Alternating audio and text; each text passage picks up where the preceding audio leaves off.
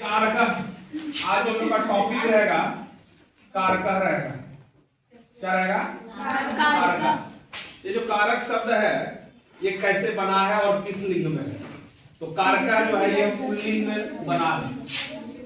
किस लिंग में है यह? पुल्लिंग में है।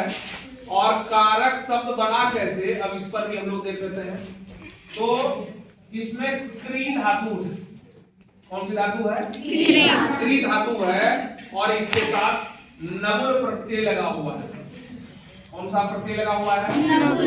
नवल प्रत्यय लगा हुआ है। क्री मतलब होता है करना और उसके साथ नवल प्रत्यय लगा हुआ है। आप जानते हैं कि प्रत्यय में जो आधा वाला होता है वो उड़ जाता है और बीच वाला बच जाता है ना?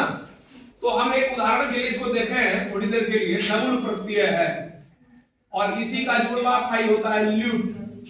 क्या होता है? ल्यूट और नवुल, ये दो प्रत्यय होते हैं। ये दोनों जुड़वा भाई, बात समझ रहे हैं? बाकी प्रत्यय पर चर्चा करेंगे। धातु और शब्द से बनने वाले दो प्रकार के प्रत्यय होते हैं, है ना? फिलहाल यहाँ पर हम लोग देखेंगे कि दोनों जब गायब हो जाएगा तो यहाँ पर क्या बचेगा? यू और वो बचेगा, है ना? अब हमको ये देखना है आखिर ये उड़ा कैसे। इसके लिए एक सूत्र होता है जिसका नाम है युवौर नाकौ। युवौर नाकौ एक सूत्र है और यह सूत्र कहता है कि यहां से यू निकला और यहां से वो निकला, ठीक है? और यहां पर अण हो गया और यहां पर अप हो गया। बात समझ में आ रही? जिसको दिक्कत होगी तुरंत प्रश्न करेंगे। तो यू जो है, यू का अन में परिवर्तन हो जाता है और वू का अक में परिवर्तन हो जाता है। अब यहां पर भी आप देखेंगे तो ये वू जो है अक में ही बदला है ना? क्री को अगर हम देखिए गणित की तरह अगर हम इसको सिद्ध करें तो क्री धातु के साथ नवुल प्रत्यय का योग करावे तो ये दोनों गायब हो गया, बचा वू। क्री प्लस वू को क्या आदेश होता है? अक आदेश होता है ना? तो हो जाएगा कारक। होगा? ये फाइनल हो गया कि नहीं? कोई दिक्कत नहीं। लिख धातु के साथ अगर ल्यूट लगाएंगे तो लेखनम शब्द बनेगा। क्या बनेगा? लेखनम। चलिए वहां तक हमको जाने की आवश्यकता नहीं है, केवल कारक शब्द को हमको समझना है ना? अब इसके अर्थ पर चर्चा करते हैं। तो कारक का अर्थ क्या होता है? करने वाला। क्या होता है? करने वाला। करने वाला। तो ये जो कारक है तो ये पुल्लिंग में है, लेकिन यही कारक जब स्त्रीलिंग में बनेगा तो बन जाएगा कारिका। अब तीनों को देख लेते हैं एक बार। पुल्लिंग में क्या कहेंगे? कारक। स्त्रीलिंग में क्या बोलेंगे? कारिका। नपुंसकलिंग में क्या बोलेंगे? कारकम। क्या बोलेंगे? कारकम। जैसे फलक होता है ना? जैसे रामा होता है वैसे यहाँ कारका, है ना? जैसे लता होता है वैसे कारिका, है ना? और जैसे फलन होता है वैसे कारकम, ठीक है? अब है कारक की, अब हम लोग परिभाषा पर आते हैं। ये भी उत्पत्ति हो गई। तीनों लिंग में कारक रूप कैसे बनेगा वो हमने देख लिया। कारक का अर्थ हमने जान लिया। इसका अर्थ होगा करने वाला। इसका अर्थ क्या होगा? करने वाली, क्योंकि स्त्रीलिंग है ना? और क्या होगा? करने वाली। और नपुंसकलिंग का कोई बातें नहीं है, करने वाला ही होगा पुल्लिंग के आधार पर, है ना? क्योंकि प्रथमा और द्वितीया ही केवल नपुंसकलिंग में होता है, बाकी सब पुल्लिंग के आधार पर ही होता है। बात समझ में आ गई? अब हम लोग कारक की परिभाषा को देखेंगे, एकदम साधारण सी परिभाषा। क्या? तो क्रिया साक्षात जनकत्वम कारकम। क्रिया साक्षात जनकत्वम कारकम, है ना? जिसका क्रिया के साथ, एकदम साधारण, सब ज्यादा लंबा चौड़ा नहीं देखेंगे, है ना? जिसका क्रिया के साथ, जिसका क्रिया के साथ कैसा संबंध हो? सीधा संबंध हो। सीधा संबंध हो उसको हम क्या कहते हैं? उसको हम कारक, है ना? आप लोग बोलेंगे एक बार इसकी परिभाषा। क्रिया साक्षात जनकत्वम कारकम। जिसका जिसका क्रिया के साथ सीधा संबंध हो, उसे कारक कहते हैं। अब देखिए, अब इसका भेद हम लोग देखेंगे। तो कारकों की संख्या निर्विवाद रूप से संस्कृत में 6 होती है। और इसके लिए एक श्लोक मैं आपको लिखाता हूं जिसमें ये 6 कारक की चर्चा हुई है ना। कर्ता, कर्म, करणंच, है ना, संप्रदानम तथैव च, संप्रदानम तथैव च, आपादानम, अधिकरणम, इत्याहु कारकाणि षट्, इत्याहु कारकाणि षट्। यही बात हो गई ना पुंसकलिंग का, यहाँ कारकम कारके कारकाणि। जैसे फलम फले फलानी रूप बनता है, वैसे कारकम कारके कारकाणि, है ना, कारकम कारके कारकाणि।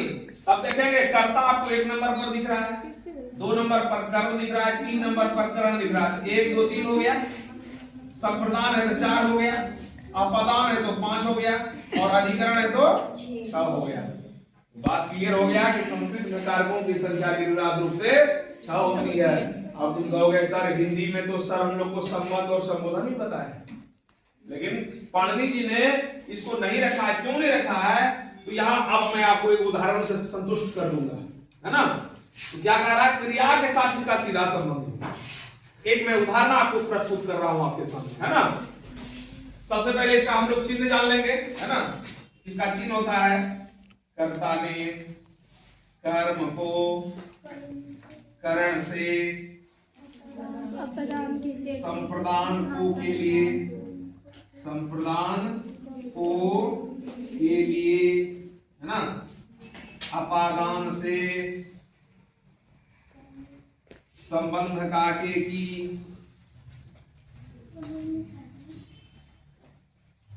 अधिकरण में पर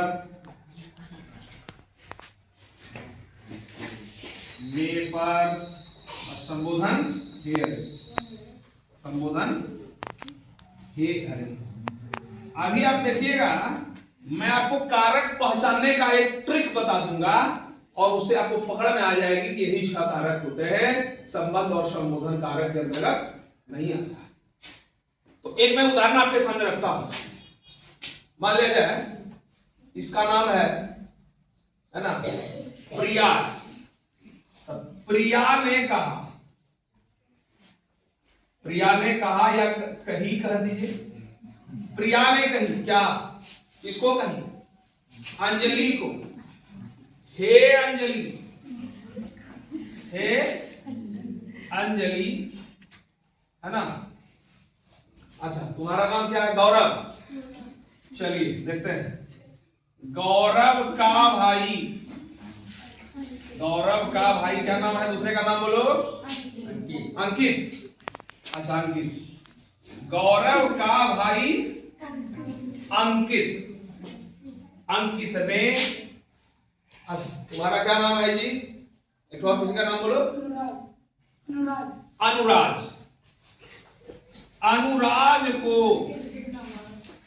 है ना, डंडे से पुस्तक के लिए कमरे से बाहर करके सड़क पर पीटा।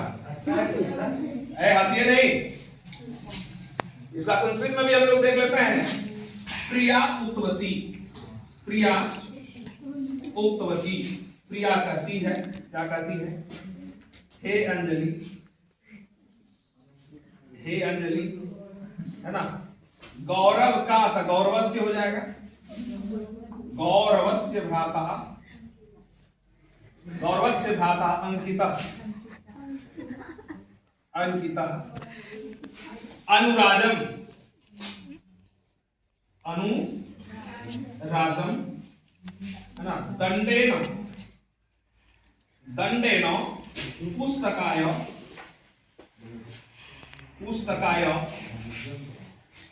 प्रकोष्ठ मतलब होता है कमरा, तब प्रकोष्ठात पंचमी में प्रकोष्ठात बही कृत्वा बाहर करके बही कृत्वा सड़क का राजमार्ग होता है राजमार्गे और ताड़यत ताड़ना मतलब होता है मारना है ना।